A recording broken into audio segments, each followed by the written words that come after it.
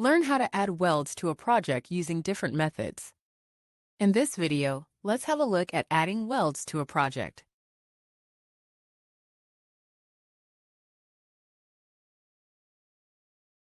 Open the plus button to add one weld at a time to your project. Enter the weld number. This has to be unique for the drawing and tag combination. Select the drawing and tag for the weld joint. There can only be one weld, number 101 for this drawing and tag combination.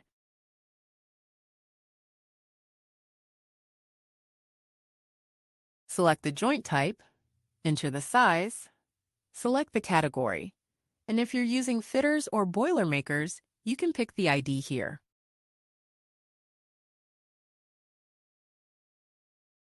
Set a date when you expect the weld joint will be welded. So this is actually the date when weld is planned. WeldTrace shows a Gantt chart with this information. When you save, in case there are any errors, those fields will be highlighted. Otherwise, just save. And we have added weld number 101. Now the next method is to use a spreadsheet to add more than one weld at the same time. You can also revise the welds that are in planned state using this interface. If you see the calendar button, it means the welds are in planned state, and you'll be able to revise them.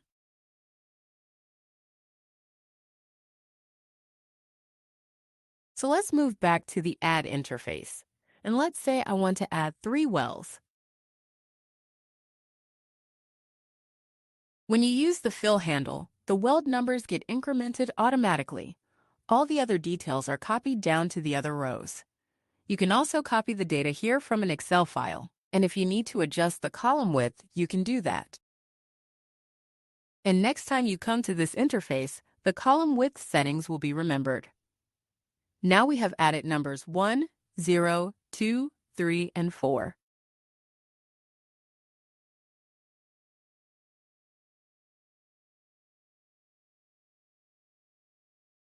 The third method is to import welds that you may have in a CSV file. You can download the template, fill in the form and all the information, then upload the file. I have all the welds that I want to import in this CSV file. WeldTrace has read the file and it's showing these welds against this drawing and tag, along with the other information.